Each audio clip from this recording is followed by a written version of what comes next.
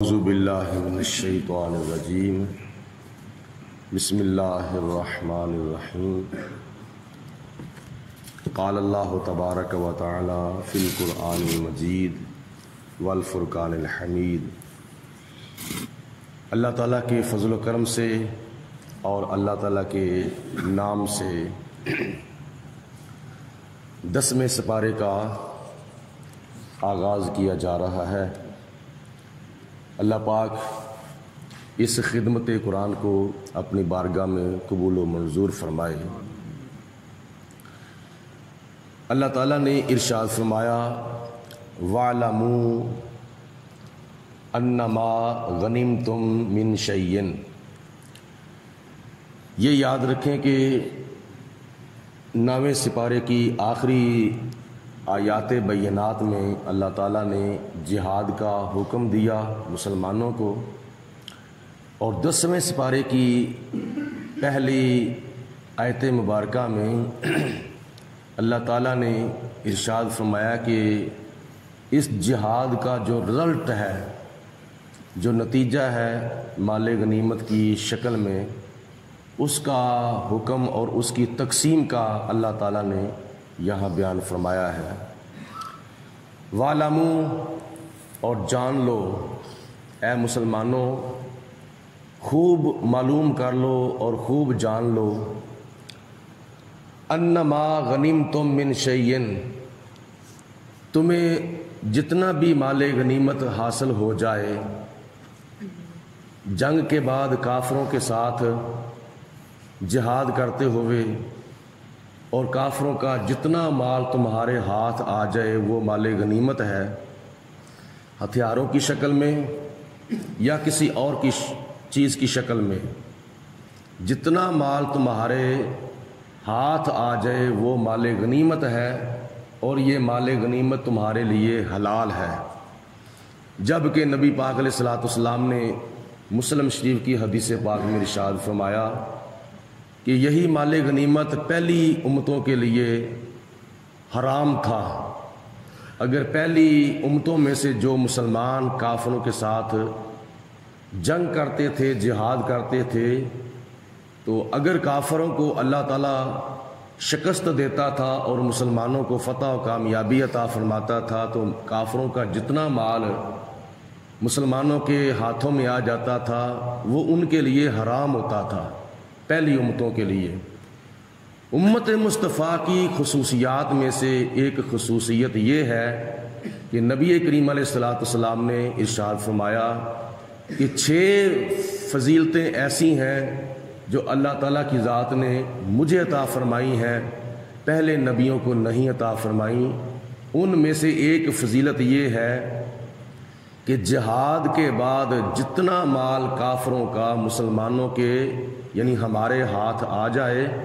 تو وہ مال غنیمت ہے، اور وہ ہمارے لیے حرام نہیں بلکہ ہمارے لیے حلال ہے۔ اور ایک ایسا مال ہے کہ جو بغیر جنگ کے نبی کریم علیہ الصلوۃ والسلام کو ملا تھا، جیسے باغ فدق ہے، وہ مال اس کو مال فے کہتے ہیں۔ مفسرین نے فی بھی لکھا ہے اور فے بھی لکھا ہے، چھوٹی یا ہو تو فی بن جاتا ہے، اور بڑی یا لکھی جائے تو مال فے بن جاتا ہے۔ دونوں طریقوں سے پڑھنا جائز ہے، مال فی اور مال فے۔ یہ بغیر جنگ کے جو مال نبی پاک علیہ الصلوۃ والسلام کو مل جاتا تھا تو وہ حضور علیہ الصلوۃ والسلام کی ملکیت ہوا کرتا تھا۔ آج اگر بغیر جنگ کے کافر کچھ مال دے کر اپنی جان چھڑا لیں تو وہ مال بیت المال کے اندر جمع کیا جائے گا، اور یہ مال فے کی تعریف ہے اور یہ مال غنیمت کی تعریف ہے۔ تو یہاں مال غنیمت کا حکم اور مال غنیمت کی تقسیم کا بیان کیا جا رہا ہے۔ اے مسلمانوں، جتنا مال تمہیں میدان جہاد کے اندر جہاد کے بعد کامیابی کے بعد کافروں کا تمہیں مل جائے، اس میں سے فَأَنَّا لِلَّهِ خُمُسَهُ، اس مال کے 5 حصے کیے جائیں، اور 5واں حصہ جو ہے وہ اللہ تعالیٰ کی ذات بابرکات کا ہے، اللہ تعالیٰ کی پیاری رسول علیہ الصلوۃ والسلام کا ہے، ولی رسولی اور حضور علیہ الصلوۃ والسلام کا ہے، اور اسی 5ویں حصے میں سے والی ذی القربا، نبی پاک علیہ الصلوۃ والسلام کے قرابت داروں کو بھی دیا جائے، والیتاما، اور یتیموں کو بھی دیا جائے، والمساکینی، اور مسکینوں کو بھی دیا جائے، وابن السبیل، اور مسافروں کو بھی دیا جائے۔ یعنی مال غنیمت جتنا بھی مسلمانوں کو حاصل ہو جائے اس مال غنیمت کے 5 حصے کیے جائیں۔ جو 5واں حصہ ہے اس کو، اس میں سے پھر ایک حصہ اللہ تعالیٰ کا وقف کیا جائے، ایک حصہ حضور علیہ السلام کا، ایک حصہ حضور علیہ السلام کے قرابت داروں کا، اور حضور علیہ الصلوۃ والسلام کے قرابت داروں سے مراد بنی ہاشم ہے اور بنی مطلب ہے، کیونکہ ان کو زکوٰۃ تو دی نہیں جا سکتی لیکن مال غنیمت میں سے ان کو دیا جا سکتا ہے، اور ایک حصہ یتیموں کو دیا جائے، اور ایک حصہ مسکینوں کو دیا جائے، اور ایک حصہ مسافروں کو دیا جائے۔ یہ کتنے حصے بنتے ہیں؟ یعنی 5ویں حصے کے کتنے حصے کرنے ہیں؟ ایک اللہ کا، ایک، اور نمبر 2 حضور علیہ السلام کا، نمبر 3 حضور علیہ السلام کے قریبیوں کا، نمبر 4 یتیموں کا، نمبر 5 مسکینوں کا، نمبر 6 مسافروں کا۔ اس 5ویں حصے کے 6 حصے کیے جائیں۔ جو پہلا حصہ ہے اللہ تعالیٰ کی ذات بابرکات کا، مفسرین فرماتے ہیں اس حصے کو اللہ تعالیٰ کے گھر کے اوپر استعمال کیا جائے، خانہ کعبہ یا کسی مسجد کے اوپر، اور جو دوسرا حصہ ہے وہ نبی پاک علیہ الصلوۃ والسلام کا، اور جو تیسرا حصہ ہے مال غنیمت کے 5ویں حصے میں سے جو تیسرا حصہ ہے وہ حضور علیہ الصلوۃ والسلام کے قرابت داروں کا، پھر اسی طرح یتیموں کا، مسکینوں کا اور مسافروں کا 6 حصے کیے جائیں۔ اور بعض مفسرین فرماتے ہیں کہ اللہ تعالیٰ کا نام جو ہے وہ یہاں تبرک کے طور پر لیا گیا ہے، لہٰذا اس 5ویں حصے کے 5 حصے کیے جائیں۔ اور آج اس دور کے اندر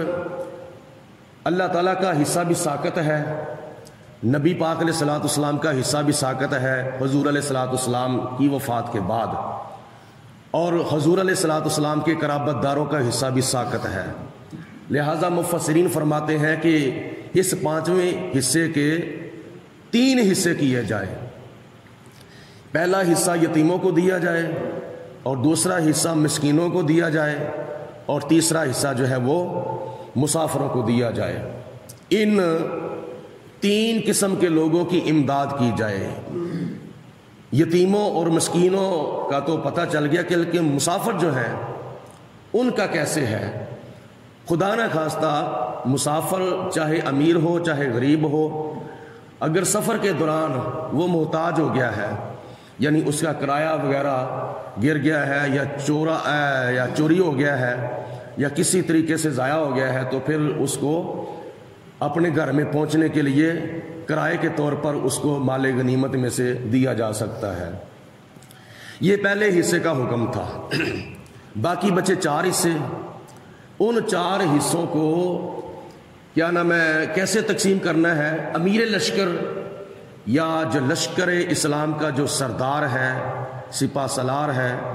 اس کی یہ ڈیوٹی ہے کہ وہ جتنے بھی مجاہدین ہیں، جتنے بھی غازی ہیں، ان میں سے ایسے تقسیم کیا جائے کہ جس مجاہد نے